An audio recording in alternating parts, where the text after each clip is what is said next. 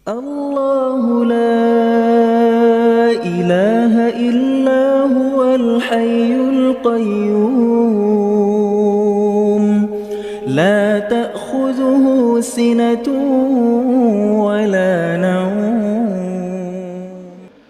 Bismillahirrahmanirrahim. Assalamualaikum warahmatullahi wabarakatuh. Alhamdulillah, wassalatu wassalamu ala rasulillah wa ala alihi wa ashabihi wa mawalah. La hawla wa la quwwata illa billah. Allahumma la ilma lana illa ma 'allamtana innaka antal alimul hakim.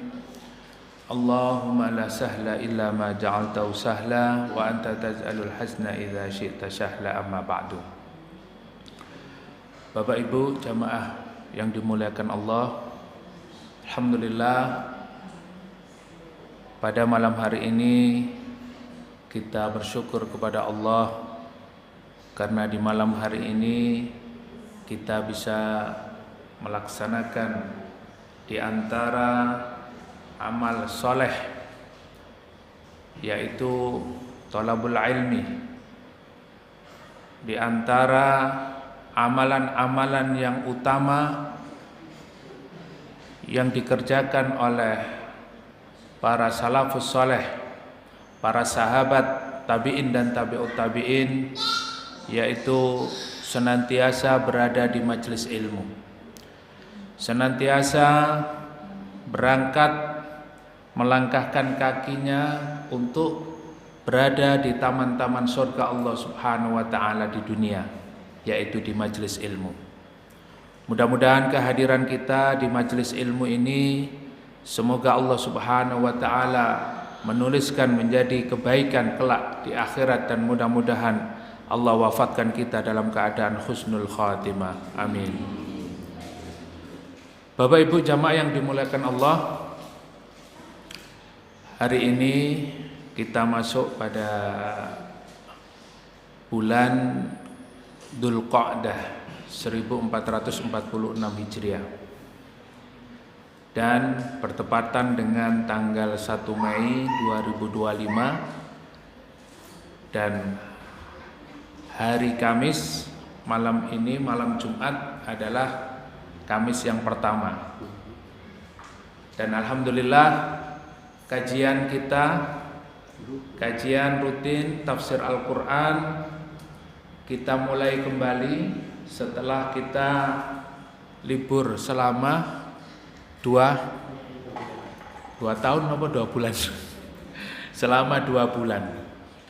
Tidak terasa ternyata kita sudah lama liburnya. Meskipun kajian 1 bulan sekali, 2 kali ya, tapi kalau 2 bulan tidak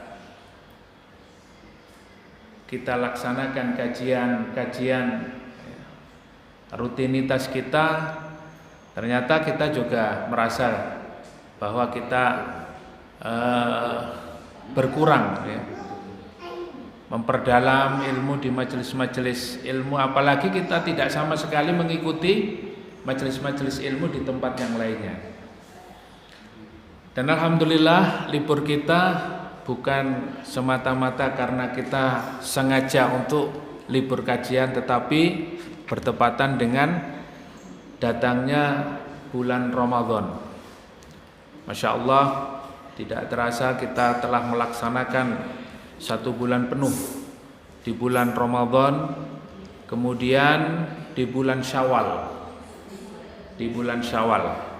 sehingga 2 bulan penuh kita menjalankan 1 bulan ibadah Ramadan, dan juga di bulan Syawal kita mungkin masih sibuk dengan silaturahmi, kemudian banyak kegiatan-kegiatan yang menyita waktu, sehingga alhamdulillah Allah Subhanahu wa taala izinkan kita, Allah takdirkan kita kembali untuk melanjutkan rutinitas atau aktivitas yang mendatangkan manfaat, sebuah amal soleh atau sebuah amalan yang paling utama.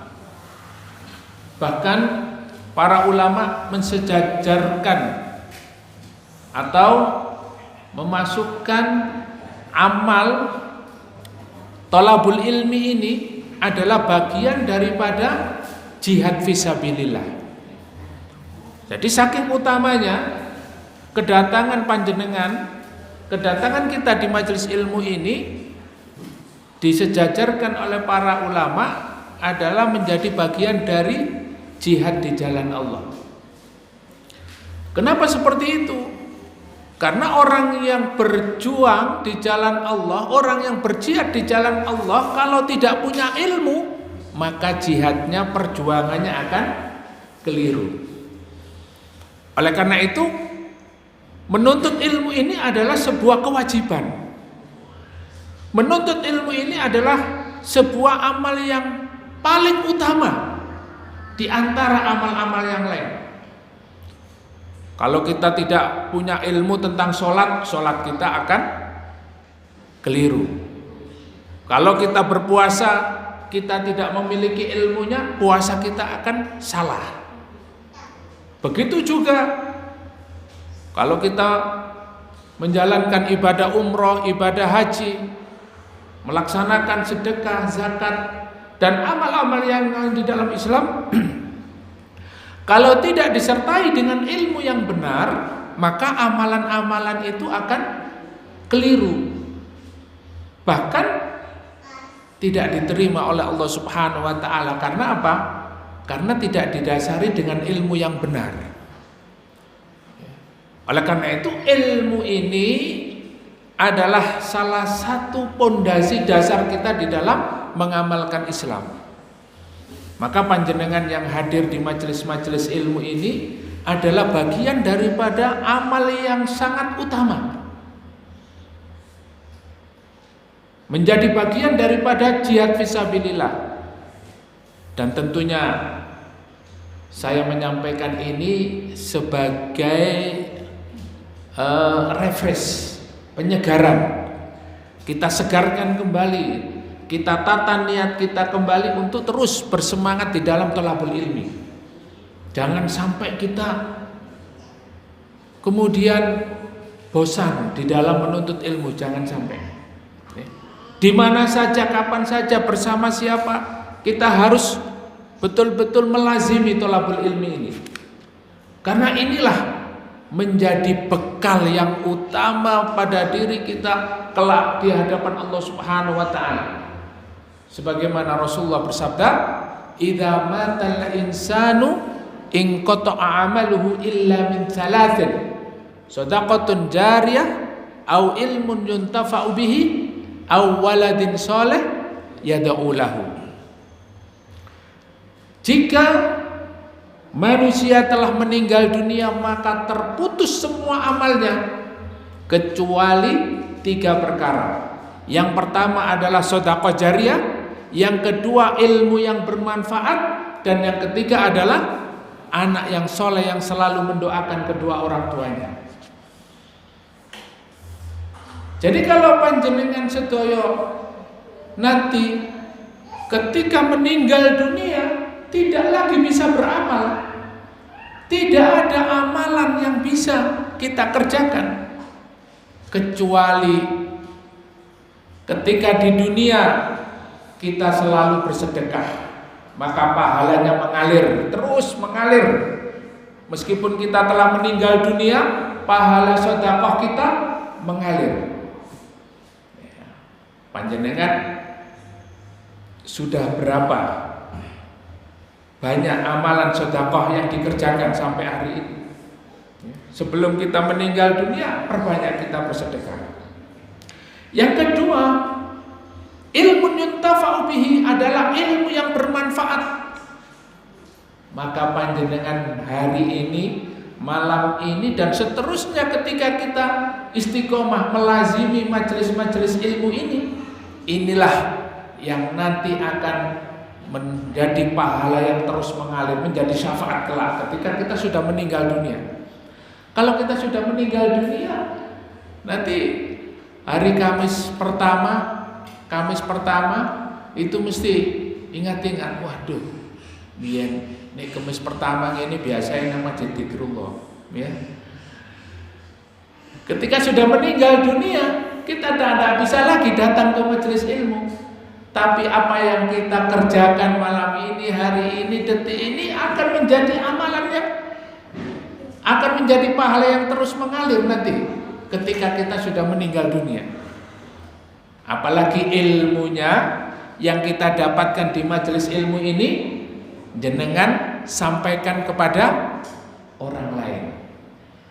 Maka kalau panjenengan ngaji, kalau panjenengan di majelis ilmu, kalau bisa mendakwahkan ilmunya, maka ilmu itu akan nanti difahami orang lain dan orang itu mengamalkan ilmu tersebut, terus akan mengalir pahala panjenengan. Ya, meskipun nanti hanya begini. Wingi iku sing disampaikno nama zikrullah apa ya? Waduh, gak eling aku. Tonton kasete, tonton YouTube. Meskipun hanya seperti itu juga pahala. Ya. Jenengan sudah termasuk mendakwahkan bagaimana kita di majelis-majelis ilmu ini terus mengkaji Al-Qur'an, mengkaji hadis-hadis Rasulullah, mengkaji perkataan-perkataan para sahabat untuk kita amalkan. Nah, ini ilmu yang bermanfaat yang terus mengalir pahalanya. Dan yang ketiga adalah kita mempunyai anak-anak yang soleh dan solehah. Maka ini adalah salah satu bekal yang utama. Sebelum kita meninggal dunia, mari perbanyak sedekah, mari perbanyak ilmu, mari kita jadikan anak-anak kita anak-anak yang soleh dan solehah.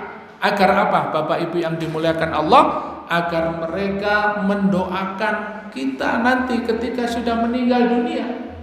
Tidak ada harapan orang tua selain apa? Nanti anaknya terus mendoakannya ketika dia sudah meninggal dunia, dia mendapatkan doa-doa anak-anak yang soleh. Masya Allah, ini kebahagiaan. Oleh karena itu kita bersyukur kepada Allah, di malam hari ini kita kembali bisa menjalankan rutinitas. Kita bisa menjalankan aktivitas di mana tidak semua orang diberikan oleh Allah kelebihan waktu, kelebihan tenaga untuk bisa datang di majelis ilmu. Ada orang itu yang waktunya longgar, sehat walafiat, banyak rezeki, tapi ketika di majelis ilmu dia tidak mau datang. Nah, ini ujian. Sehingga kita yang hadir di sini bersyukur kepada Allah. Mari kita bersyukur kepada Allah, kita masih diberikan kesehatan, diberikan waktu, dan diberikan kesempatan untuk terus mempelajari ilmu din, mempelajari ilmu agama. Dan Rasulullah SAW bersabda, "Man yuridillahu bihi khairan yufaqihu fid din." Rasulullah bersabda, barang siapa yang diberikan oleh Allah Subhanahu wa taala, yang diinginkan oleh Allah Subhanahu wa taala hamba itu menjadi baik, yufaqihu fid din, maka Allah fahamkan dia dengan ilmu agama.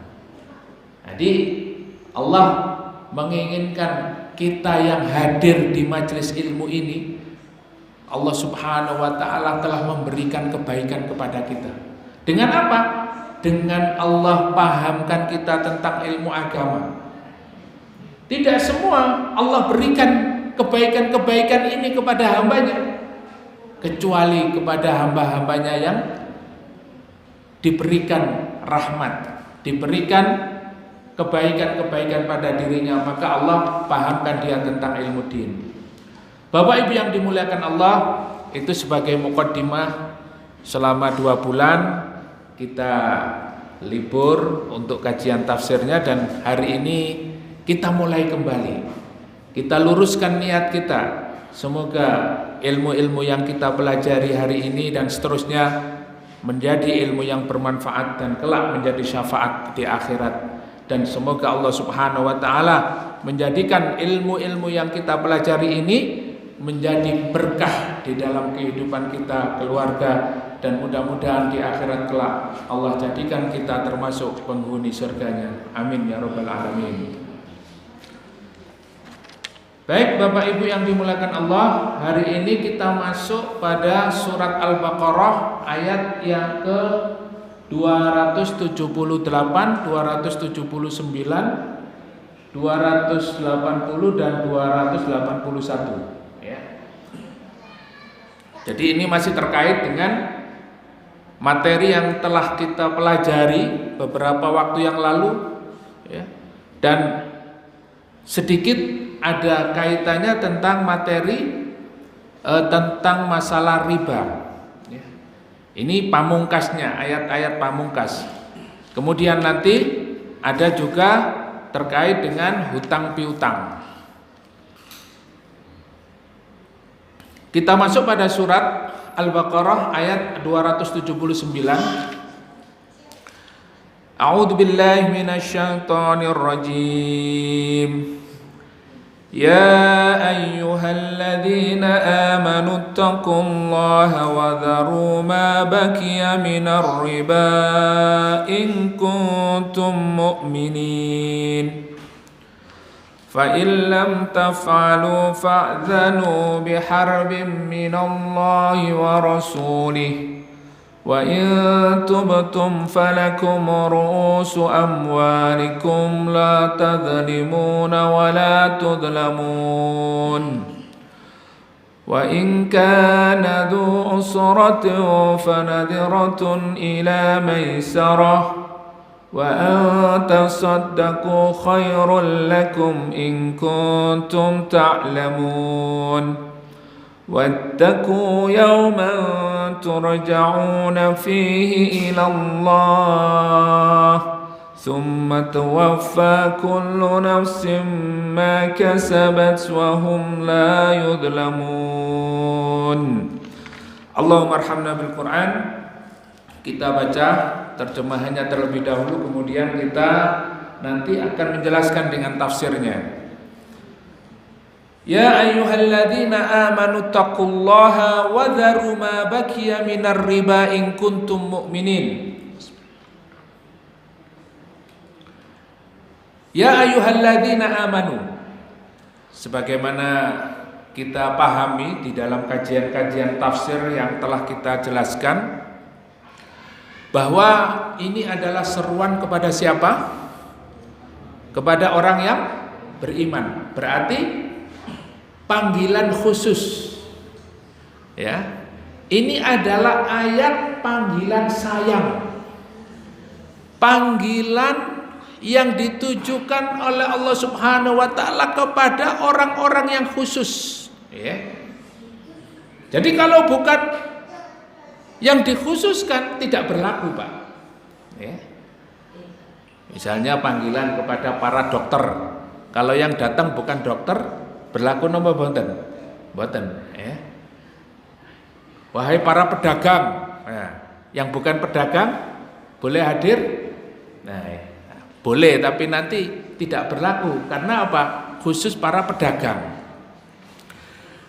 Nah, hari ini kita diseru oleh Allah Subhanahu wa taala dengan panggilan sayang, panggilan khusus, di mana Allah memanggil kepada kita, ya ayyuhalladzina amanu, wahai orang-orang yang beriman.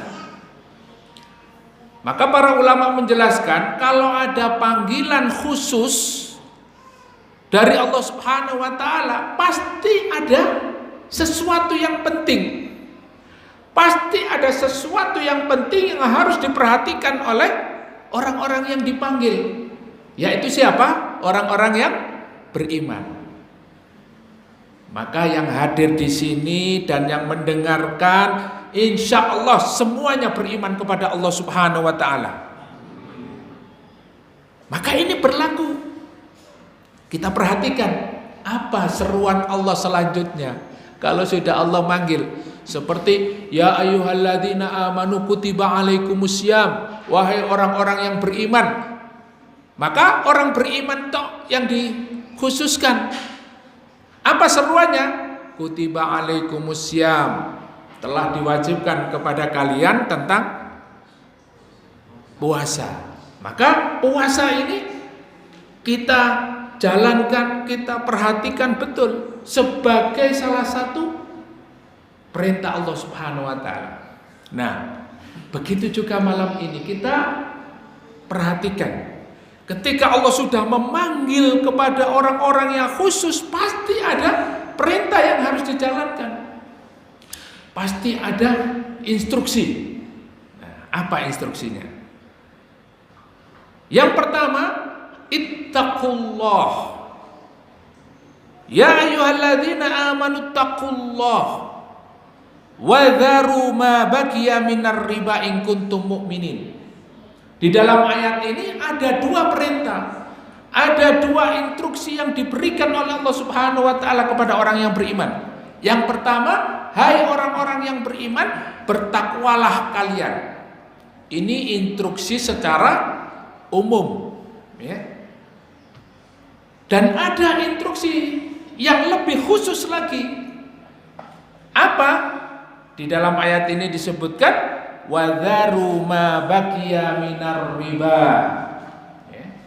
Yaitu tinggalkan apa-apa yang tersisa dari riba, ya, yang telah kalian lakukan pada waktu kemarin, pada waktu yang lalu kita membahas tentang masalah riba, di mana Allah Subhanahu wa taala menjelaskan secara detail, secara gamblang, bahkan ayat-ayat yang kita jelaskan tentang riba ini sudah sangat detail sekali, ya.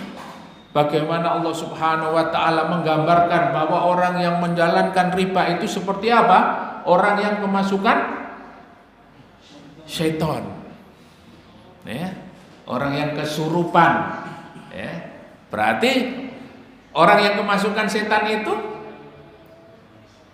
dia seperti orang gila. Insya Allah, orang yang sudah terjebak menjalankan praktek riba itu stres terus, Pak. Hidupnya stres, ya. Pagi, siang, sore, malam gak tenang. Nggih napa mboten? Kalau yang nggak jawab ini mungkin, ya, insya Allah belum pernah terkena riba. Mudah-mudahan kita semuanya dilindungi dari amalan-amalan riba. Karena di dalam ayat-ayat yang kita kaji kemarin, Allah Subhanahu wa taala menjelaskan bahwa Allah akan menghancurkan pelaku riba. Tidak hanya hartanya, tapi kehidupannya juga akan hancur. Jadi saya tidak mendetailkan penjelasan ini karena sudah kemarin itu sudah panjang lebar, ya. Tetapi saya ingin memberikan stressing, ya, penekanan kajian-kajian riba yang kemarin itu. Allah Subhanahu wa taala memberikan satu gambaran yang sangat jelas. Maka hari ini, malam ini, detik ini kita dipanggil oleh Allah, hai orang-orang yang beriman, bertakwalah kamu kepada Allah dan tinggalkan semua sisa-sisa dari apa? Riba itu. In kuntum mukminin, kalau kamu orang beriman. Jadi konsekuensi menjadi orang yang beriman itu siap meninggalkan riba. Bapak Ibu jamaah sudah siap tinggalkan riba? Siap? Takbir. Ini penting, Pak, ya. Karena kalau kita sudah tahu bahwa hancurnya kehidupan seorang gara-gara riba ini lebih berbahaya, maka para ulama menjelaskan ayat ini ada yang mengatakan ayat ini adalah ayat yang turun terakhir Setelah itu Rasulullah Shallallahu Alaihi Wasallam, ya, waktu beliau antara turun ayat ini dengan meninggal dunia, jarak waktunya hanya, di dalam satu riwayat ada yang 30 hari, 29 hari, bahkan setelah turunnya ayat ini 9 hari berikutnya Rasulullah Shallallahu Alaihi Wasallam meninggal dunia. Karena semua hal yang diharamkan oleh Allah Subhanahu wa Ta'ala telah dijelaskan, dan yang terakhir yang paling bahaya ini adalah masalah riba dan penekanannya kepada orang beriman. Supaya apa? Supaya hidupnya tidak hancur. Kemudian Imam Malik rahimahullah, Imam Malik seorang ulama, termasuk imam madhab yang pertama. Beliau menyusun satu kitab yang bernama Muwatta Imam Malik. Beliau seorang ulama yang kaya. Beliau berkata, selama saya membaca Al-Quran, saya baca-baca terus, yang membuat saya merinding, yang membuat saya menangis adalah ayat-ayat yang berkaitan tentang apa? Tentang riba. Jadi kalau para ulama membahas tentang masalah riba ini, mereka betul-betul memiliki penekanan yang sangat keras. Jangan sampai orang beriman itu terjebak pada praktek riba. Jadi panjenengan yang hadir pada malam hari ini atau yang mendengarkan kajian ini sudah tahu kalau riba itu hukumnya apa? Haram. Maka konsekuensinya kita berusaha untuk apa? Meninggalkannya. Beberapa waktu yang lalu di kajian, ya, 2 bulan sebelum kita libur, ya, itu kita membahas satu hadis di mana Rasulullah Shallallahu Alaihi Wasallam bersabda bahwa di akhir zaman nanti semua manusia tidak bisa lepas dari yang namanya apa? Riba. Paling tidak, kata Rasulullah Shallallahu Alaihi Wasallam, mereka terkena ghubaruhu. Terkena apa? Debunya, ya. Terkena debunya. Terkena apa? Cipratane, ya. Terkena uapnya atau cipratannya riba. Kalau sudah Rasulullah mengatakan di akhir zaman tidak, orang itu tidak semua, ya, akan terkena cipratan, ya. Kalau dia tidak melakukan riba, terkena gubarnya, debu-debunya, maka hari ini mungkin sudah terjadi. Lihat HP sudah iklan, ya, apa? Langsung cair, gitu. Lihat TV, ya, sudah tawarannya menggiurkan, ya. Jalan di kampung, listrik, cagak-cagak listrik wis tempelane apa? Cepet cair. Ya. Lihat kalender, ya, juga begitu. Di mana-mana hampir semuanya, kita ini di mana-mana melihat apa? Iklan yang berbau riba. Kenapa? Karena di situ kita diberikan pinjaman kemudian berbunga. Ya, kalau definisi riba, tentang riba panjenengan sudah paham. Tergantung kita hari ini mau meninggalkannya atau tidak. Oleh karena itu, ini adalah satu perintah yang hari ini kita berusaha untuk meninggalkannya. Hai orang-orang yang beriman, bertakwalah kalian kepada Allah dan tinggalkanlah sisa-sisa riba. In kuntum mu'minin, kalau kalian beriman kepada Allah Subhanahu wa taala. Jadi dulu pada zaman Rasulullah sallallahu alaihi wasallam ada namanya Bani Saqif. Bani Saqif ini adalah satu suku yang berasal dari Taif. Taif itu di kota mana, Pak? Madinah apa Mekah? Di kota Mekah. Yang sebelumnya itu Rasulullah pernah hijrah ke Taif, tapi mendapat penolakan ya dari anak-anak, remaja, orang tua ya. Rasulullah bahkan dilempari batu. Bani Thaqif ini adalah suku dari Taif yang di akhir dia masuk Islam itu setelah Fathu Mekah, setelah ditaklukkan kota Mekah. Nah, Bani Thaqif ini baru masuk Islam. Bani Thaqif ini adalah salah satu suku di Taif yang di masa jahiliyah itu dia kerap memberikan pinjaman kepada orang, memiliki satu perjanjian ya.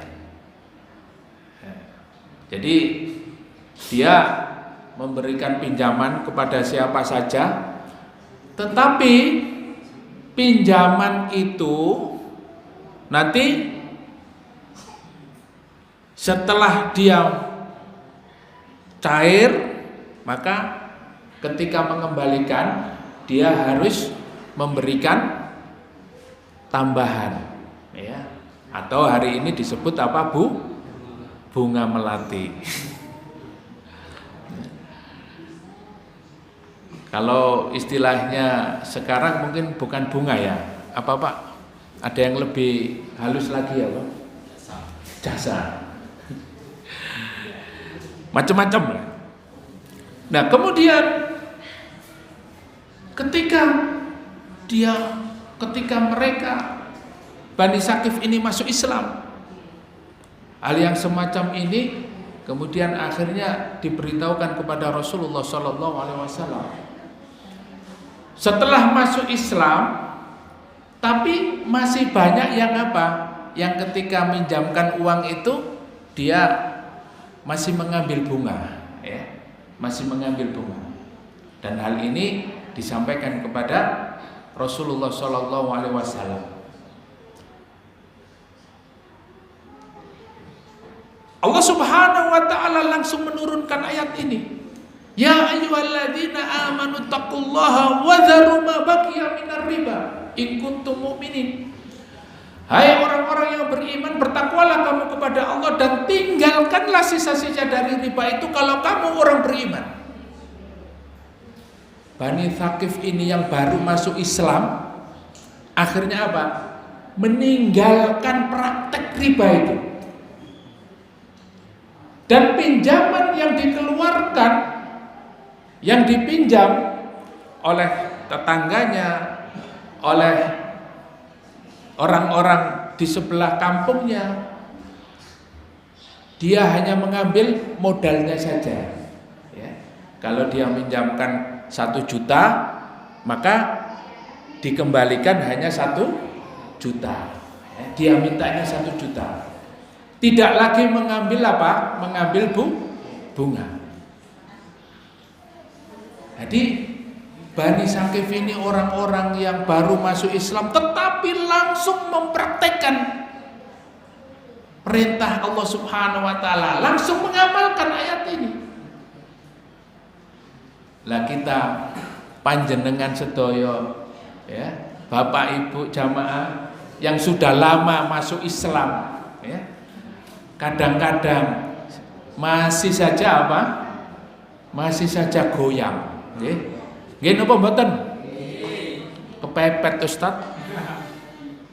Ya apa maneh? kondisi koyo ngene iki, ya. Kepepet. Nah, nanti kita coba kalau kepepet gimana? Nah, Islam ini sudah memberikan solusinya juga untuk orang-orang yang kepepet ini, ya. Kita lanjutkan ayatnya. Fa in lam taf'alu fa'dzanu biharbin minallahi wa rasulih. Ini ancaman yang sangat keras sekali dari Allah Subhanahu wa taala kepada siapapun yang masih tidak bisa meninggalkan riba. Setelah perintah, maka Allah memberikan satu peringatan. Fa illam taf'alu fa'dzanu biharbin minallah. Kalau kalian tidak meninggalkan praktek-praktek riba ini, maka Allah Subhanahu wa taala yang akan memerangi orang-orang yang melakukan riba ini secara langsung. Bapak Ibu jamaah, kalau kita perang dengan Allah, siapa yang menang?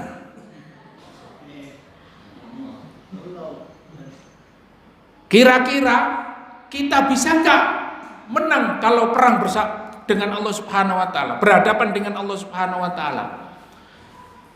Jangankan kita sendirian, ya. Amerika waktu yang lalu, ya, Allah Subhanahu wa taala datangkan tentaranya berupa api yang membakar, ya. Yang pertama yang dibakar hutan-hutan, ya. Tapi akhirnya apa? Sampailah semua perkampungan. Hari ini Bapak Ibu yang dimuliakan Allah, kita melihat secara langsung bagaimana Allah Subhanahu wa taala menurunkan tentaranya, tentara Allah berupa api. Di mana? Israel. Mereka yang setiap hari, setiap detik, setiap menit membakar saudara-saudara kita yang ada di Gaza, di Palestina, dengan bom kimia, ya, dengan berbagai macam persenjataan. Gedung dihancurkan, rumah sakit dihancurkan, ya. Orang-orang yang ingin menolong ke sana, relawan kemanusiaan tidak peduli, disikat habis. Hari ini Allah Subhanahu wa taala datangkan tentaranya berupa api, ya. Apakah mereka sanggup berperang menghadapi Allah Subhanahu wa taala? Hanya satu tentaranya berupa api yang didatangkan oleh Allah, ya. Pertama hutan, yang kedua di pinggir jalan raya ada orang yang kebakaran, mobilnya disuruh keluar, ternyata merembet sampai ke kota. Hari ini sampai masuk ke jantung ibu kotanya Israel, di Yerusalem, ya. Dan ini adalah satu bentuk di mana Allah Subhanahu wa taala mendatangkan tentaranya, dan peperangan ini akan terus terjadi. Bagaimana kalau kita yang menjalankan praktek-praktek riba ini langsung diberikan ancaman oleh Allah, kamu berperang melawan saya, kamu berperang melawan Allah. Kira-kira siapa yang kalah, Pak? Kira-kira siapa yang menang? Gak ada harapan jenengan, ya. Maka jangan sekali-kali kita ini melawan dan berperang langsung dengan Allah Subhanahu wa taala. Dengan apa? Dengan menjalankan praktek riba, sama saja kita melawan Allah Subhanahu wa taala. Subhanallah, ini ancaman yang sangat keras bagi kita. Kadangkala kita ini, ya, mungkin waktu itu kita belum tahu, ya nggak apa-apa. Karena apa? Di dalam ayat ini disebutkan wa in tubtum falakum ru'usu amwalikum la tadzlimuna wa la tudlamun. Di dalam ayat berikutnya Allah Subhanahu wa taala menjelaskan, kalau kamu bertobat kepada Allah, meninggalkan riba, falakum ru'usu amwalikum, ya enggak apa-apa. Allah Subhanahu wa taala mengampuni, ya, dan tinggalkan riba, ambil modalnya saja, ya. Ambil modalnya saja. Kalau kita pernah meminjamkan kepada seseorang, ya, kita berikan modal, maka modal itu saja yang kita ambil. Jangan lantas kita apa? Kita ambil sak bunga-bunga, ya. Iki setahun mana 2 juta, ya. 2 tahun, ya, 10 tahun berarti piro iki, ya. Gak iso, wis pokoke kudu bayaran, ya. Wis modale gak iso balekno, terus bunganya tambah terus. Subhanallah, ini praktek riba. Dan ini oleh Allah Subhanahu wa taala diancam bahwa orang yang seperti ini dia melawan, ya, Allah Subhanahu wa taala. Berperang menghadapi Allah Subhanahu wa taala. Dan tidak akan menang. Hidupnya akan hancur. Hidupnya orang yang menjalankan praktek riba ini akan hancur. Karena apa? Karena melawan Allah. Jadi kajian-kajian yang lalu kita sudah banyak menjelaskan bagaimana kondisi orang-orang yang menjalankan praktek-praktek seperti ini. Oleh karena itu di dalam ayat ini, kalau kalian bertobat kepada Allah, meninggalkan riba itu, maka la tadzlimuna wa la tudlamun, ya. Maka kalian tidak akan mendolimi dan didolimi. Artinya apa? Orang yang menjalankan praktek riba itu dia mendolimi orang lain. Bagaimana tidak? Orang yang dia pinjami dengan bunga, ya, bertambah terus setiap waktu yang ditentukan, dan kemudian dalam kondisi tidak mampu, dia terus mendolimi orang itu, merasa ketakutan, ya. Ono lewat jaket ireng, helman, sapu tangan, ya, greng, langsung melayu wer.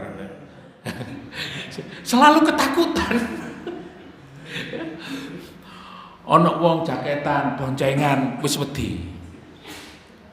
Hatinya, hidupnya tidak akan tenang, ya. Enak-enak ngopi, ya, di ruang tamu, makan sate. Assalamualaikum. Ya, langsung lari lewat belakang, ya. Padahal tonggoe ngirimi berkat. Oleh kiriman berkat Melayu, saking medine gak tenang uripe, karena dia sudah terjebak pada praktek yang diharamkan oleh Allah, dan Allah berperang melawan mereka. Kalau kita meninggalkan riba, kita tidak akan terzalimi, dan kita juga tidak mendolimi orang lain. Ini aman, Pak, ya, aman nggih? Insya Allah. Jadi kalau kita sudah tahu seperti ini, jangan sampai sekali-kali, ya, kepepet, ya, terus buka aplikasi pinjol, terus kita cari, wis aku tak golek sing bungae titik, ya, insya Allah iso balekno, ya. Dipikir-pikir langsung diklik, ya. Sesuk durung ana 10 dina wis ana sing nekani, ya. Pak, bagaimana? Sudah ada. Ya.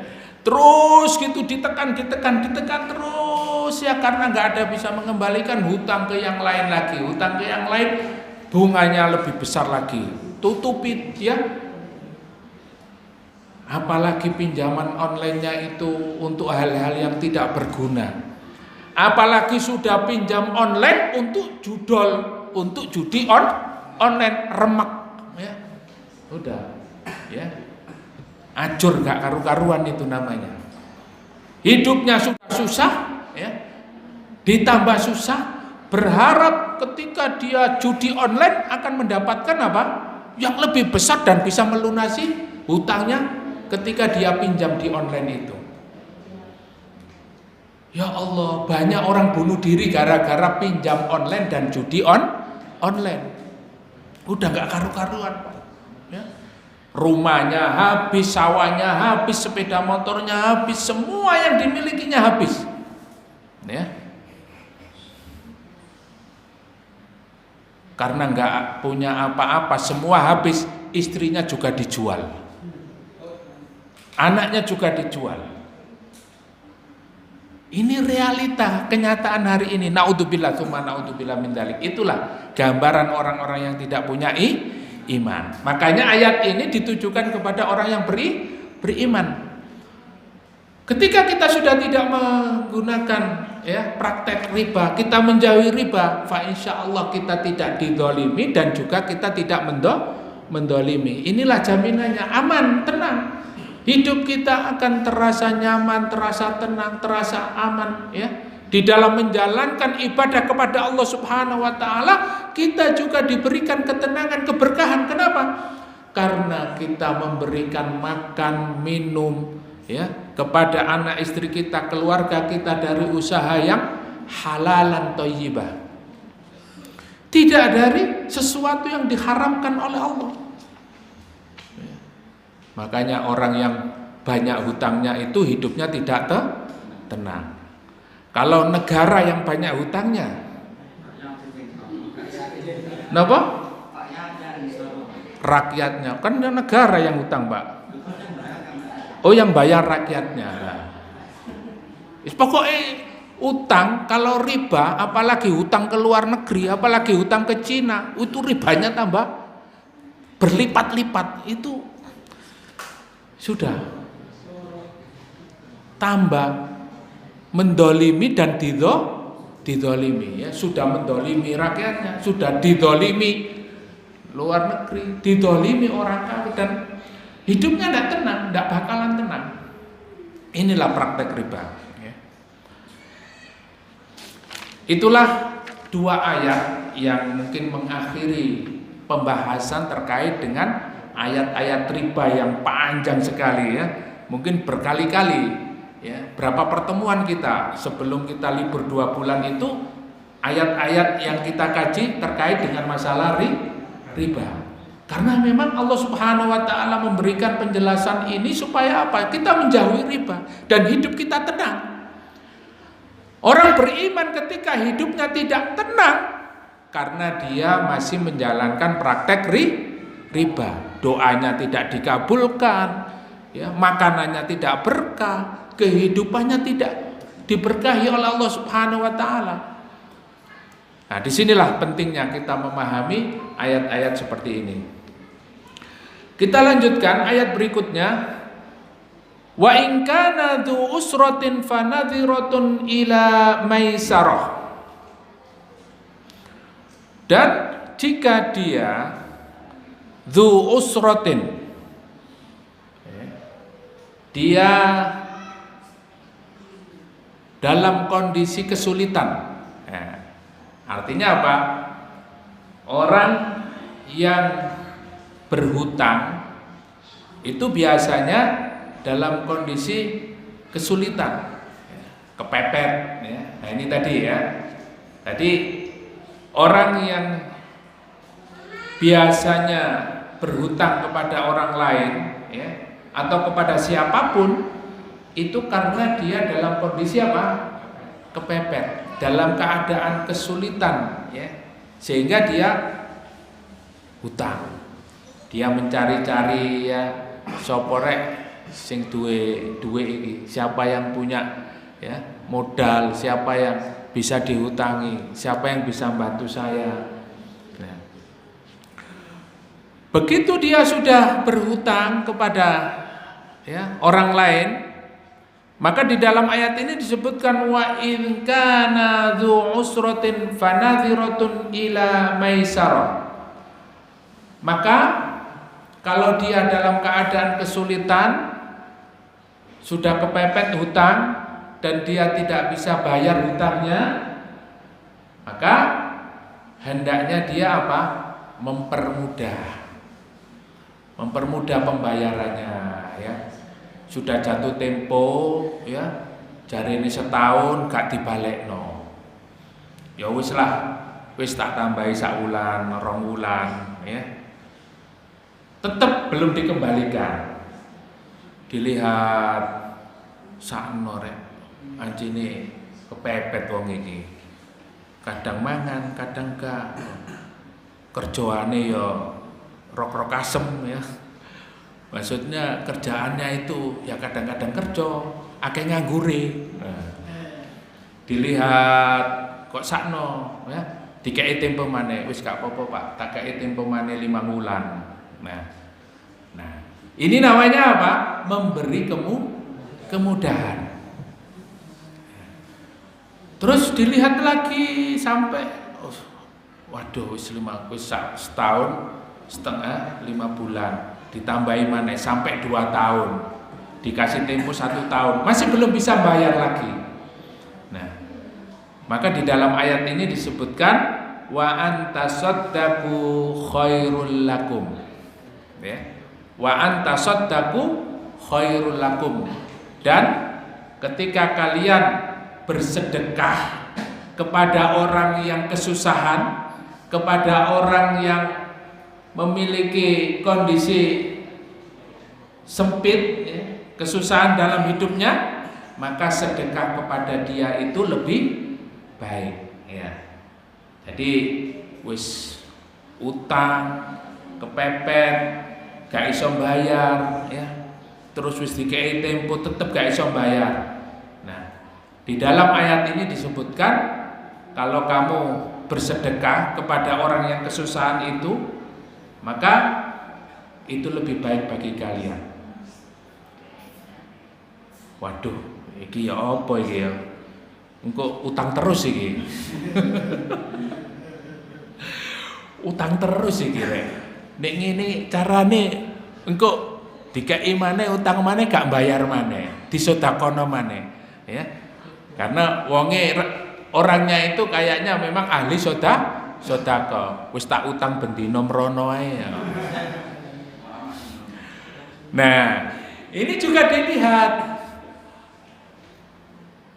dzu usrotin ya, artinya dia memiliki kesulitan hidup itu seperti apa ya.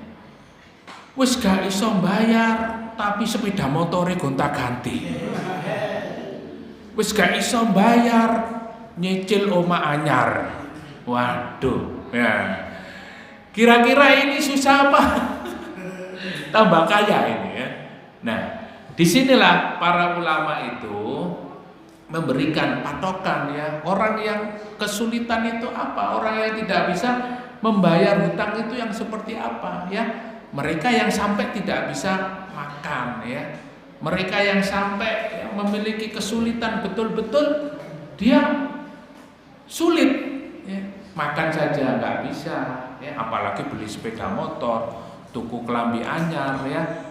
Nah, kalau kebutuhan pokoknya itu terpenuhi dan bahkan dia bisa membeli lebih dari itu berarti kudu diinteni, kudu bayar itu ya, kudu bayar itu ya.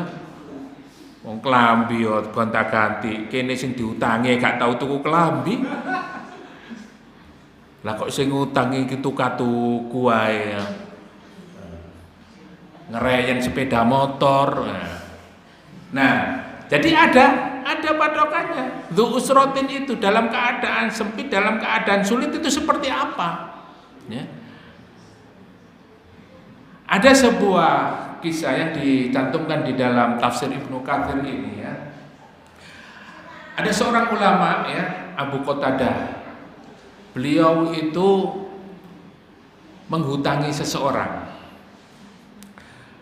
Ketika sudah menghutangi, kemudian ya, karena beliau menghutangi itu ya utang misalnya 1 juta ya 1 juta, tidak ada bunganya. Nah, berapa temponya misalnya 1 tahun, sudah 1 tahun. Beliau datang ke rumahnya, Mas, biye Wis ana ta? Wah. Ini cara Surabaya anae. Dereng Ustad. Nah, soalnya sing ngutangi iki Ustad Kiai. Oh ya wis. Abu Qatadah pulang. Besoknya lagi beberapa hari kemudian datang lagi. Gimana? Sudah ada? Belum. Oh ya sudah. Ketika kemudian datang, sudah nggak nemui orangnya. Ya. Ternyata apa? Orangnya apa? Ngumpet. Kemudian datang lagi ketemu anaknya. Le, bapak nang ndi? Sampean ngomong iki bapak kerungu. Oh, berarti bapak nang jero omah. Oh, nggih Pak. Wah. Berarti memang nggak mau keluar. Karena saking takutnya.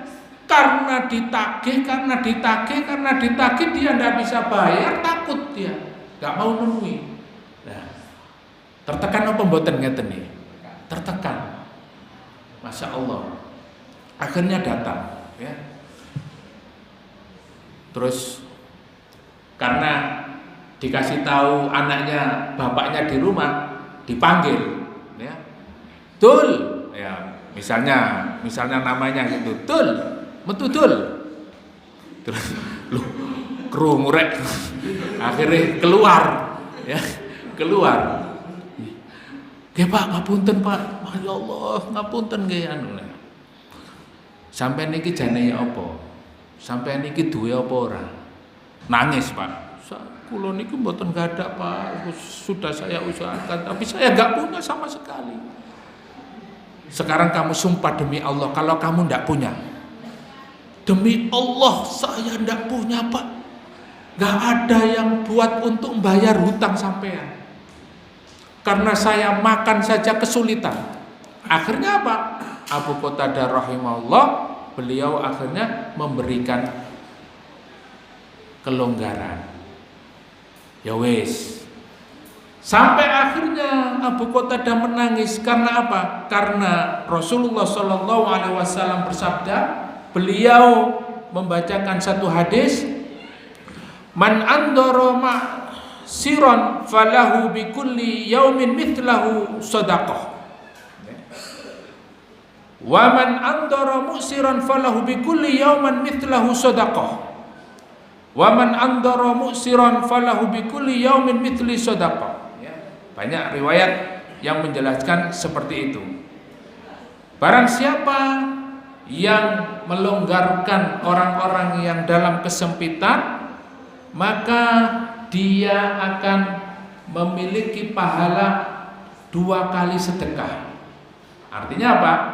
Orang yang misalnya hutang, panjenengan gadapi hutang, maksudnya wonten sing hutang jenengan, hutang 1 juta, terus ora iso bayar, ya, dikasih tenggang waktu. Ya wis gak apa-apa.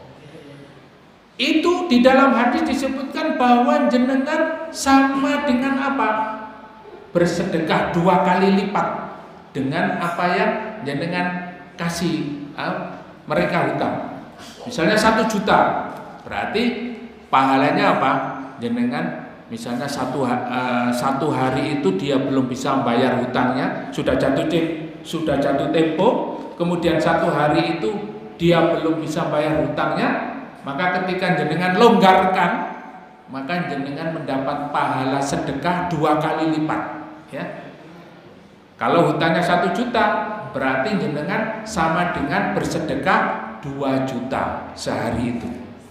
Kalau besok lagi tidak bisa bayar, ditempo lagi, maka sama dengan apa? Jenengan sudah bersedekah 2 kali lipat dari apa yang jenengan hutangkan itu.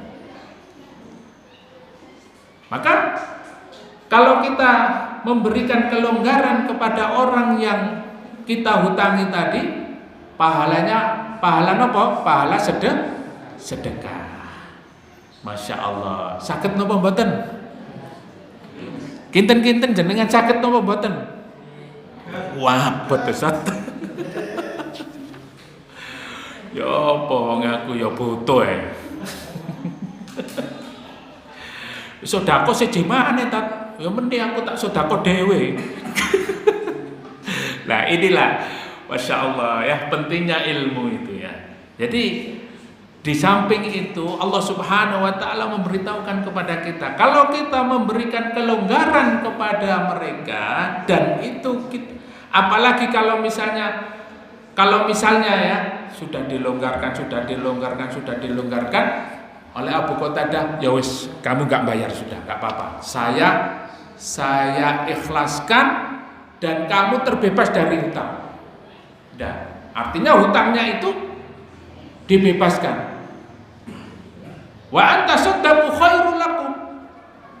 Orang yang seperti itu kata Allah Subhanahu wa taala lebih baik. Ya. Maka di dalam hadis juga disebutkan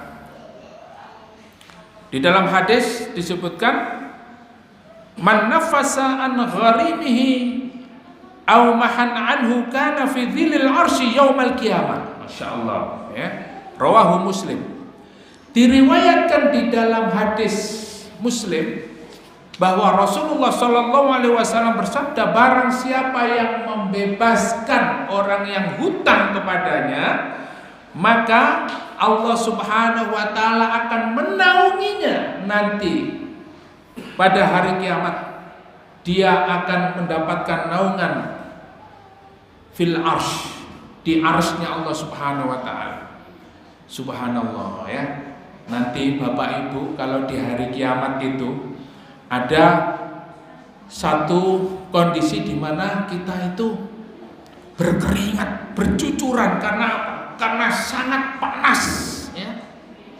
Terik panas matahari itu di atas kepala kita ya. Tetapi orang-orang yang ketika di dunia membebaskan hutang, membebaskan kesulitan orang lain, dia akan mendapatkan naungan di atas arsy. Purun napa mboten? Purun napa mboten? Siap napa mboten?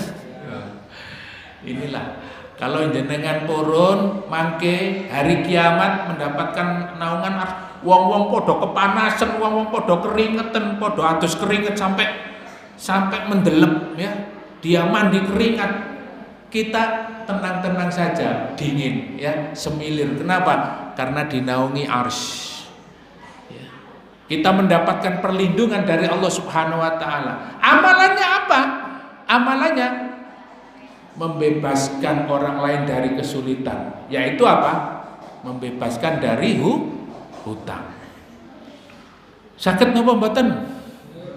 Wah, pot Ustaz. Wah, iki amalan sing abot iki ya. Malam Jumat oleh amalan koyok ngene iki ya. Tapi inilah sunnah, inilah amalan yang diajarkan oleh Allah dan Rasulnya,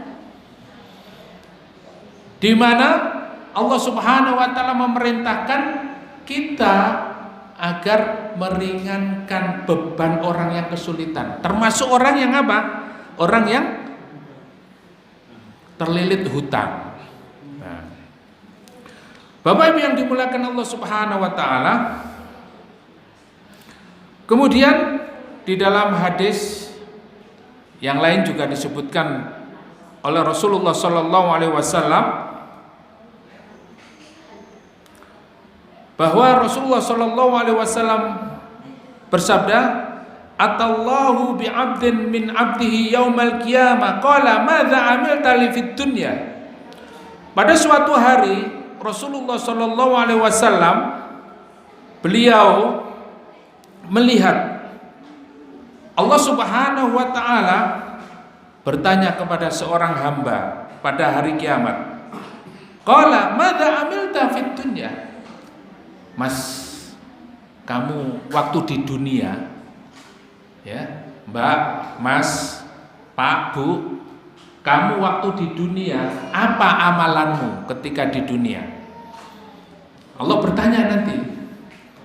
Faqala, dan dia berkata ya, Rasulullah melihat orang itu berkata kepada Allah Subhanahu wa taala, "Ma amiltu laka ya Rabbi." Ya Allah, saya tidak punya amalan apa-apa ya Allah. Ya. ya salat ya males, ya pemane tahajud ya. Ya. Tapi amalannya sekedarnya ya. Amalan tidak ada amalan yang amalan itu membuat dia istiqomah untuk menjalankannya.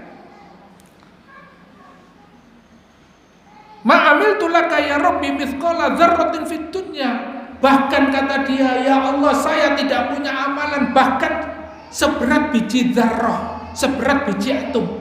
Berarti wong iki amalannya belas ya. Amalannya sangat kurang sekali.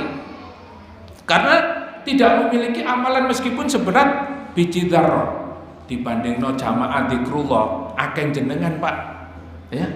Daripada orang yang di hadis ini. Karena apa? Dia mengatakan tidak punya amalan sama sekali. Lah jenengan datang dari rumah ke majelis ilmu ini aja pahalanya apa? Didoakan para malaikat, didoakan seluruh makhluk ya, bahkan ikan-ikan di laut mendoakan panjenengan. Nah, untuk diampuni dosa-dosanya. Amalan panjenengan datang ke majelis ilmu ini amalannya sangat luar biasa. Nah, orang ini tidak punya amalan sama sekali. Arjuka biha ya. Padahal aku ketika di dunia bisa beramal untukmu ya Allah. Qalaha thalatha marrat, dan dia berkata seperti itu 3 kali. Ya Allah, kula niki mboten ada amalan napa-napa ya Allah, tapi pengen kula niki mengamal dumateng jenengan. Krana jenengan kepengin duwe amalan. Dia berkata 3 kali. Qala al-'abdu 'inda akhiriha. Kemudian orang ini di akhir-akhirnya dia ngomong sama Allah Subhanahu wa taala. Dia berkata kepada Allah, "Ya Rabb, innaka kunta a'taitini fadli mal." Tapi ngeten ya Allah, kula riyen jenengan paringi donya sing kuwatah kula mbiyen ten donya niku sugih. Engkau berikan aku keutamaan memiliki harta yang banyak ya Allah. Wa kuntu rajulan ubayyi'un nas, dan saya itu bisnismen ya. Biyen ya, dulu saya itu bisnismen ya Allah. Kemudian dia mengatakan wa kana min khuluqil jiwa wa kana min khuluqil jiwas fakuntu aisaru 'alal musir ya. Dan saya itu ya Allah bisnismen, tapi saya itu loman. Kula riyen niku loman. Nek ana wong utang terus gak bayar wis gak apa-apa gawon ya. Wis pokoke ana wong utang tak kei, terus nek gak iso bayar wis gak apa-apa. Nah, ini bisnismen. Dia mengatakan kepada Allah Subhanahu wa taala bahwa dirinya adalah seorang pembisnis, orang yang kaya, tetapi dia orang yang selalu memudahkan urusan orang lain. Wa undirul mu'sir ya. Dia itu sangat perhatian dengan orang-orang yang kesulitan. Ana wong utange akeh dibayari ya. Ana wong gak duwe omah ditukokno omah. Ana wong gak duwe kendaraan ditukokno kendaraan. Ada orang yang tidak punya rumah dibelikan rumah ya. Ada orang yang ya misalnya dia mendirikan lembaga pendidikan, tidak punya gedung dibelikan.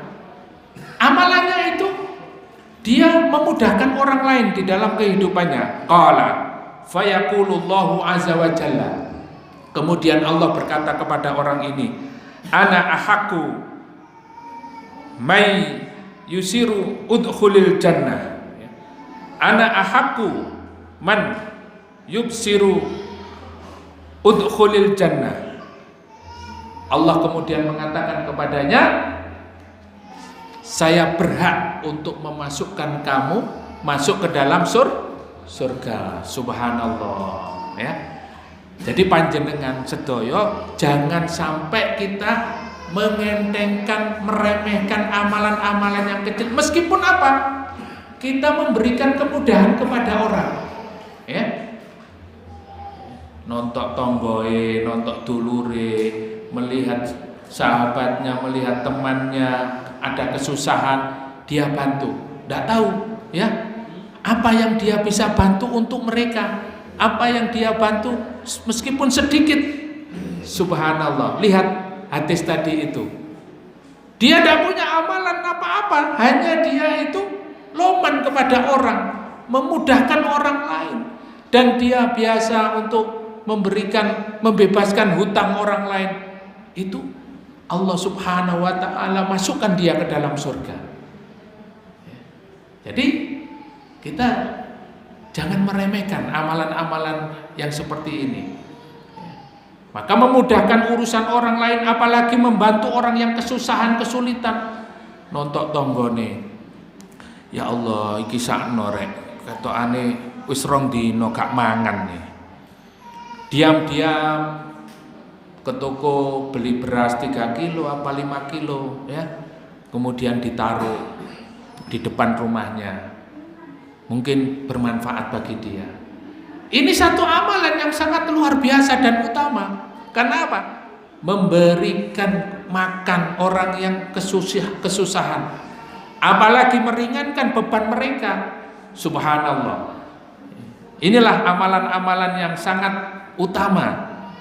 Meskipun panjenengan itu kadang-kadang yo nang majelis ilmu yo aras-arasen ya, ngaji yo kadang seminggu pisan, kadang saulan gak blas ya. Maca Quran yo nek Ramadan tok. Kalau datang Ramadan iku pun seringe yo ngopi ya. Belajar ilmu agama apalagi ibadahnya sedikit.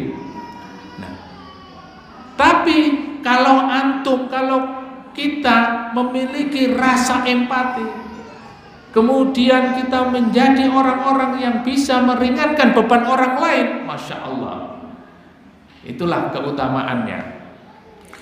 Maka hadis ini ya sangat luar biasa sekali, memotivasi bagi siapa saja yang tidak punya amalan tapi dia memiliki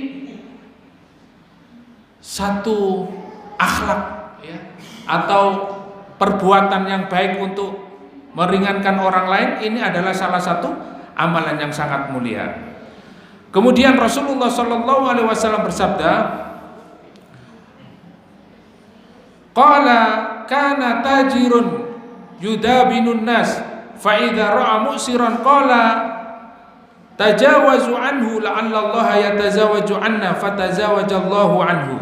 Nah, jadi dijelaskan juga bahwa dia adalah seorang pedagang ya, bisnismen, tetapi dia memberikan kemudahan kepada orang-orang yang ada di sekitarnya. Kemudian yang terakhir disebutkan di dalam sebuah hadis, man a'ana mujahidan fi sabilillah aw ghazian aw ghariman fi usratihi aw muqatiban fi raqabatihi adallahu Allah fi dhillihi yauma la dhilla illa dhillu. Hadis sahih. Di dalam hadis ini disebutkan bahwa Rasulullah SAW bersabda, barang siapa yang menolong orang yang berjihad di jalan Allah, barang siapa yang menolong mujahid, man a'ana mujahidan fi sabilillah au ghazian, atau orang yang sedang berperang. Dan Indonesia napa wonten mujahid terus sing perang. Alhamdulillah ndak ada perang nggih. Wonten perang napa mboten ten Indonesia niki? Alhamdulillah aman nggih. Aman-aman mawon nggih. Semoga aman semoga aman-aman mawon nggih. Semoga Indonesia menjadi baldatun thayyibatun wa rabbun ghafur, yang selalu dilindungi oleh Allah Subhanahu wa taala. Orang-orang yang berjihad di jalan Allah ya di Palestina sana hari ini ya. Au ghazian yang sedang berperang, mujahid yang sedang berperang, mereka yang menolong. Jadi kalau ada mujahid Pak yang berangkat berjihad, terus kita mendanai ya, kita mendanai. Tapi kalau sekarang mendanai orang yang berjihad, itu sampean mendanai teroris. Nanti sampean masuk penjara. Ya. Tapi namanya mujahid itu ya orang yang berjuang, ya. Yang bukan teroris, ya. Nah, jenengan biayai perjalanannya, istrinya yang ditinggalkan jenengan penuhi kebutuhannya, ya, dibelikan beras, ya. Anak-anaknya disekolahkan. Ini pahalanya seperti orang yang berjihad. Masya Allah, ya. Sampean gak iso budal nang medan perang, nang medan jihad, tapi duwe-duwe gawe bandani. Ini pahalanya sama dengan orang yang berjihad, ya. Masya Allah. Kalau orang yang mati syahid nanti bisa memberi syafaat ke panjenengan. Au ghariman fi usrati. Nah, iki sing seneng iki, ya. Atau dia menolong orang yang dalam keadaan punya hutang. Nah, ini awak dhewe utang, terus ana sing nyauri, seneng napa mboten? Masya Allah, utange wis pirang-pirang puluh tahun, utang mek 20 juta gak iso nyaur, moro-moro ana sing teko, "Mas, utange sampean piro?" 20 juta. Ya wis tak bayari. Masya Allah, alhamdulillah. Pahalanya Pak, Bu, ini luar biasa, ya. Jadi sampean nek ana wong utang takoni, "Sampean utang piro, Mas?" 1.000, wis tak bayari. Subhanallah, ya. Ini luar biasa. Au mukatiban fi raqabatihi, atau dia membebaskan budak. Ya. Adallahu fi dhillihi yauma la dhilla illa dhilluh. Dia akan mendapatkan perlindungan dan naungan Allah Subhanahu wa taala, di mana nanti ada hari yang tidak ada pertolongan dari siapapun kecuali dari Allah Subhanahu wa taala di hari kiamat. Ya, anak, istri, tetangga, sahabat, enggak ada yang bisa menolong kecuali Allah. Ya. Nah, hari itu kalau kita punya amalan di dunia, wis gak ono wong ngerti, gak ono wong ya, ono ada janda, ada anak yatim, ada duafa masakin, ya, menang-menang dibantu, Masya Allah, ya. Nah, ini amalan-amalan yang nanti akan mendapatkan apa? Pahala dari Allah Subhanahu wa taala yang sangat luar biasa, dan kita mendapat perlindungan. Dalam hadis sahih ini, hadis yang menjelaskan tentang bagaimana Allah Subhanahu wa taala memberikan motivasi kepada kita. Kalau ada orang yang hutang, tidak bisa bayar, kesulitan, wis disedekahno wae, ya. Nah, saged dipahami nggih, Bapak Ibu? Nggih. In kuntum ta'lamun, kalau kamu memahami. Lah makane dalu niki kita ngaji bareng. Nggih, ngeten niki ilmune, nggih. Ngeten niki ilmune. Tapi nek mboten gak ada ilmu nggih, sik enake wong utang-utang dhewe kok kene sing dikongkon nyaur, ya. Nah, iku wis siji maneh, Pak, ya. Wis antara orang yang berilmu dan tidak berilmu itu beda. Karena apa? Kalau berilmu itu orientasinya akhirat, orientasinya jauh nanti. Sampai mati orientasinya itu. Nah, tapi kalau orang enggak berilmu itu ya orientasine hanya sebatas dunia, ya. Orientasinya itu ya sependek sekali, ya.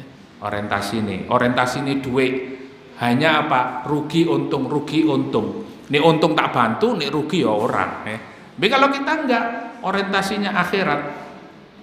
Wattaqu yauman turja'una fihi ila Allah. Ayat yang terakhir, maka bertakwalah kepada Allah Subhanahu wa taala di mana hari nanti turja'una, kalian dikembalikan kepada Allah. Nah, dikumpulkan sama ngumpul itu bedanya apa, Pak? Kalau kumpul, ya, itu ada pilihan, ya. Kita bisa kumpul, bisa enggak, ya. Nah, di sini juga Allah mengatakan bertakwalah kepada Allah karena nanti ada hari di mana kalian dikembalikan oleh Allah Subhanahu wa taala. Panjenengan sedaya mangke dikembalikan. Kita punya siapa, Bapak Ibu? Kita dari mana? Allah. Inna lillahi wa inna ilaihi raji'un. Ya. Jadi Allah Subhanahu wa taala nanti akan mengembalikan. Maka kita harus punya bekal. Maka bekalin apa? Nggih niku wau. Apik kali tiyang, akhlake sae. Syukur-syukur lebih-lebih keutamaannya kita bisa memberikan bantuan kepada orang lain. Ya, lebih utamanya lagi apa? Membebaskan utang orang lain. Nek wonten sing utang kalian jenengan terus kok gak iso bayar, pirang-pirang puluh tahun gak iso bayar, nggih diikhlasaken mawon. Saged napa mboten? Sakno Pak, nek misale niku orang hutang ini sampai meninggal membawa hutang, ruhnya tidak sampai kepada Allah Subhanahu wa taala karena apa? Ditangguhkan. Ya. Orang yang mati ini Rasulullah sendiri tidak mau menyolatkan, ya. Ketika mengetahui seorang itu punya hutang, tidak disolatkan oleh Rasulullah. Tidak disolatkan. Bahkan kalau ada mujahid, orang yang berjihad kemudian mati, ya, kalau orang itu mati syahid, kata Allah ndak, itu enggak mati syahid, iku wong mati syahid, mati di medan perang tapi sik duwe hutang. Jadi orang yang punya hutang ini soro Pak, ya. Orang yang menanggung hutang ini sulit nanti meninggalnya, hisabnya itu sulit. Maka kalau antum, kalau jenengan Bapak Ibu jamaah, ya, bisa mengikhlaskan, memberikan kemudahan orang yang kesulitan, orang yang tidak bisa membayar hutang itu lebih baik, dan itu menjadi sedekah panjenengan, ya. Panjenengan akan diberikan perlindungan oleh Allah dan dimasukkan ke dalam surga. Ya, karena amalan ini amalan yang tidak mudah, sulit sekali, sulit, ya. Napa maneh zaman sakmenten ini, wis, ya. Apalagi individualismenya tinggi, ya. Tsumma tuwaffa kullu nafsin ma kasabat wa hum la yudlamun. Dan kemudian Allah Subhanahu wa taala menyempurnakan pahala siapa saja yang memberikan kemudahan dan siapa saja yang memiliki usaha untuk apa? Melakukan kebaikan. Jadi panjenengan mboten usah kuwatir. Allah Maha melihat apa yang jenengan lakukan, sekecil apapun akan diberikan pahala yang sempurna oleh Allah. Wa hum la yudlamun, dan dia tidak akan terzalimi. Jadi Bapak Ibu yang hari ini mungkin amalan-amalannya masih banyak yang kurang, nggih, segera kita jangan sampai beramal itu karena orang. Wong aku iki infak wis akeh kok sik ditagih ae. Jarene durung infak ya. Apa maneh nek ben pengajian iku kok ya kaleng iku muter ae ya. Padahal yo infake iku yo wis subuh infak, engko nang sekolahane anakku infak, engko nang masjid infak, nang majelis taklim sik infak maneh. Jangan sampai amalan-amalan ini sia-sia, ya. Pokoknya amalan sekecil apapun akan diberi pahala oleh Allah. Bahkan jenengan ngasih minuman orang, ya, masih gak nyumbang, masih gak sedekah, tapi ikut membantu memberikan minuman jamaah, memberi minuman orang yang ngaji, itu Masya Allah. Allah akan membalas dengan balasan yang sempurna. Apalagi memberikan keringanan kepada orang yang sedang terlilit hutang. Barakallahu fikum, semoga berkah apa yang kita kaji pada malam hari ini, semoga bermanfaat. Dan mungkin sebelum saya tutup, ya, ada satu ya, 5 menit Pak. Nggih. Assalamualaikum. Nggih.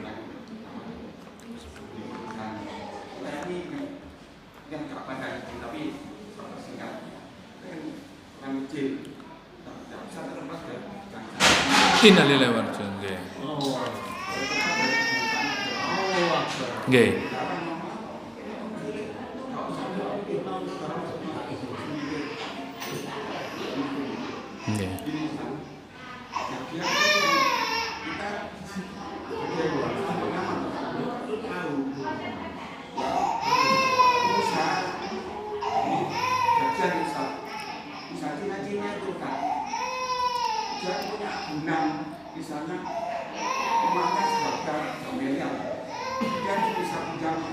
BNI Nggih.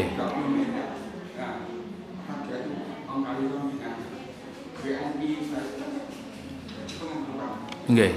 Terus belikan negara itu sultan yang bebaskan sultannya itu ya usaha yang anak-anak yang sudah berupa seksualnya apa adanya itu belikan itu bebas tapi rakyat sendiri utang itu Nggih.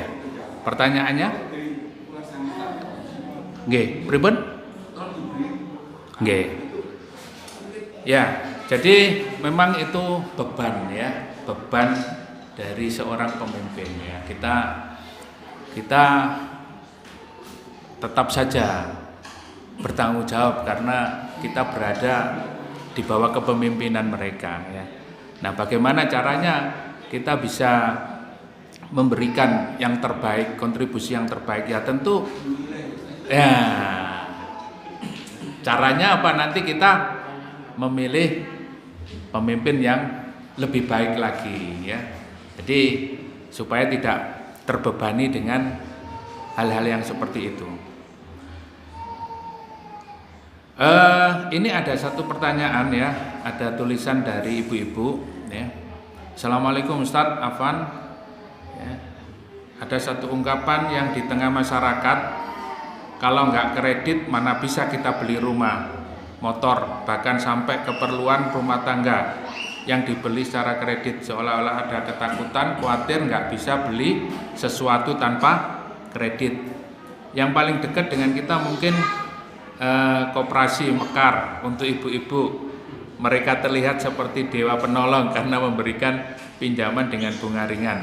Bagaimana cara kita menghadapi omongan-omongan seperti Ustadz? Jazakallah khairan katsiran wassalam ya. Masya Allah ya.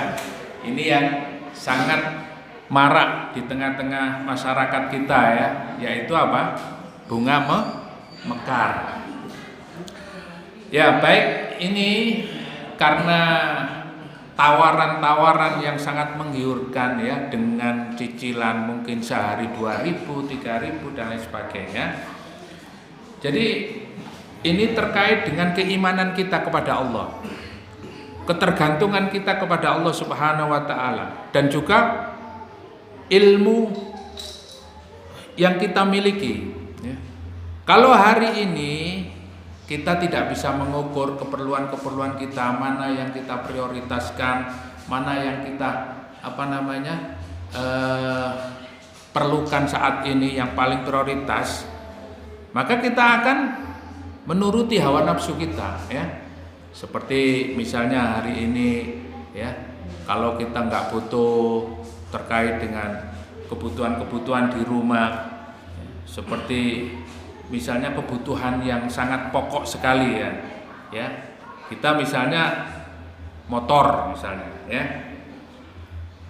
ini kita diberikan tawaran-tawaran ya, nyicilnya gampang dan lain sebagainya, tapi bunganya sangat besar dan itu mencekik ya, akan menyulitkan. Ini ya namanya kita akan didolimi dan mendolimi diri kita sendiri. Kita didolimi ya, dengan cara riba itu kita juga mendolimi. Nah, Allah Subhanahu wa taala mengajarkan kepada kita untuk meninggalkan ini ya. Terus caranya bagaimana Ustaz? Kalau nggak kredit mana bisa kita beli rumah, beli motor ya, perlu keperluan rumah tangga dan lain sebagainya. Nah, kita sabar. Kemampuan kita ini kita ukur ya. Kita misalnya keperluan rumah tangga, kalau kita tidak mampu, kita masih ya kerjoe bojo ya si rok-rok asem ya. Kita juga melihat kondisi kita ekonominya juga semakin sulit. Nah, maka bersabar. Kalau masih bisa makan, Bapak Ibu di Gaza, di Palestina, ada saudara-saudara kita berbulan-bulan tidak punya rumah, tidak punya motor, tidak punya mobil. Kalau hujan dia hanya di kemah, kemahnya bocor dan banjir. Terus tidurnya itu di atas lumpur. Kalau kita melihat kok susah Ustaz gak mangan ini. Kita melihat ada saudara-saudara kita yang masih lebih parah dari kita. Kalau kita bisa masih makan, alhamdulillah. Kalau kita bisa masih memiliki perabotan-perabotan yang masih bisa dipakai di rumah, alhamdulillah. Ya. Jadi ini kita menghadapinya apa? Dengan kita betul-betul memiliki ukuran. Ya. Di dalam Islam itu ada namanya al-qana'atu bil qalil. Orang yang bertakwa itu kata Allah Subhanahu wa taala, kata Ali radhiyallahu an, dia adalah memiliki gaya hidup yang sederhana. Bukan sederhana itu kok terus kelambine compang-camping, gak adus telung dino, ya. Terus ambune gak karu-karuan. Bukan begitu ya. Rasulullah itu orang yang paling kaya. Kalau dihitung kekayaan Rasulullah, beliau itu sudah menguasai Persia, sudah menguasai Romawi pada saat itu. Kekayaannya luar biasa. Tetapi tahukah kita, Bapak Ibu, Rasulullah itu hidupnya subhanallah, nangis kita. Ya. Sehari makan, sehari enggak. Kenapa? Rasulullah itu ahlu sedekah. Kalau punya makanan, kalau punya apa, dia lebih mementingkan orang lain untuk makan. Bahkan suatu ketika di hadapan para sahabat, ya, ketika Rasulullah bongkok begini, muni klotok. Apa ini? Umar bin Khattab lihat, loh, batu, subhanallah. Terus dilihat, ya Rasulullah, kenapa perutnya? Ya Umar, ya, saya tidak punya makanan di rumah, makanya supaya apa? Supaya saya bertahan, saya ikat batu di perut ini. Ya. Karena apa? Karena memang di rumah nggak ada makanan Rasulullah. Ya. Lah kita ini duwe sembarang kalir sih, ya, masih. Terus apa? Rasulullah itu, Bapak Ibu yang dimuliakan oleh Allah, ketika Umar Abu Bakar datang ke rumah, Rasulullah itu kalau tidur itu dilihat punggungnya Rasulullah itu berbekas, ya. Berbekas apa? Pelepah kurma, berbekas kayu. Ya. Awak dhewe iki sik enak turu nang omah, masih nang lantai sik gelar kasur. Rasulullah ndak punya kan. Bukan Rasulullah ndak mampu beli, bukan Rasulullah tidak bisa seperti raja-raja itu bisa, Pak. Tetapi beliau mengajarkan kepada kita hidup sederhana. Inilah qanaah, kesederhanaan inilah di dalam Islam itu, ya. Sampai Umar ibnu Khattab ketika ke Syam, Abu Ubaidah bin Jarrah, Rasul Umar bin Khattab menangis. Bagaimana gubernur tidak bisa makan enak ketika di rumahnya tidak ada makanan? Jangan ke rumah ya Umar, Amirul Mukminin, jangan ke rumah saya. Loh kenapa? Saya harus ke rumah kamu. Jangan. Begitu ke rumah Abu Ubaidah bin Jarrah, gubernur Syam waktu itu, Umar menangis, Pak. Menangis. Padahal gubernur, coba. Menangis Umar bin Khattab. Kenapa? Tidak ada makanan di rumahnya. Subhanallah. Bagaimana bisa kamu seperti? Itulah qanaah di dalam Islam, ya. Sederhana. Nah, mungkin disinilah gaya hidup kita ini berbeda dengan hari ini, ya. Gaya hidup kita ini yang mungkin hari ini harus dikondisikan. Meskipun kita punya, maka kita harus prioritas. Prioritas pertama apa? Prioritas pertama adalah kita bisa memenuhi hajat hidup kita, bisa makan, bisa berpakaian, kemudian selanjutnya bisa beribadah kepada Allah. Kemudian pendidikan anak-anak kita yang paling prioritas, ya. Jangan pendidikan anak-anaknya terlantar, terus mikir tuku sepeda motor sing apik, sing nmax, ya. Terus omae, ya. Nah, ini skala prioritas, ya. Maka ada bukunya, para ulama itu menulis buku skala prioritas. Prioritas apa yang harus kita pilih, ya? Prioritas utama apa? Sehingga pertanyaan ibu-ibu ini, ya, ini juga, ya, kita bisa ngerem, ya, kita bisa rem. Dan kalau ada omongan-omongan dari tetangga, dari teman, dari saudara, ya, kita nggak usah mendengarkan. Artinya apa? Kita hidup ini karena Allah.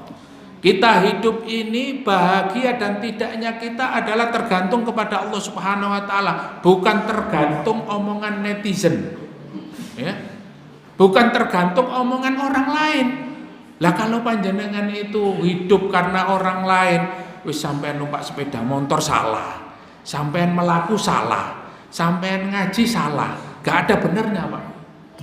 Tapi hidup kita ini karena Allah, maka kita harus melakukan amal ibadah semuanya hanya karena Allah Subhanahu wa taala. Innamal a'malu binniyat. Jadi nggak usah ngurusi orang, ya. Sudah, ya, sederhana. Itulah kehidupan yang diajarkan oleh Rasulullah Shallallahu alaihi wasallam. Karena kita meninggal dunia tidak membawa harta. Harta itu semakin, ya, seperti air laut, semakin diminum semakin haus, ya.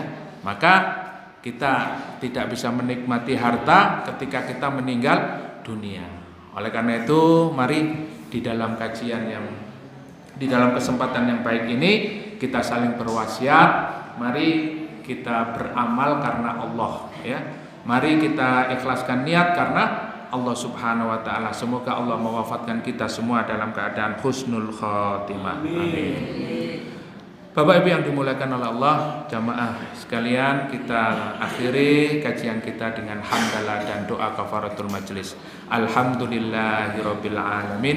Subhanakallahumma wa bihamdika asyhadu an la ilaha illa anta astaghfiruka wa atubu ilaik. Kurang lebihnya mohon maaf. Wassalamualaikum warahmatullahi wabarakatuh.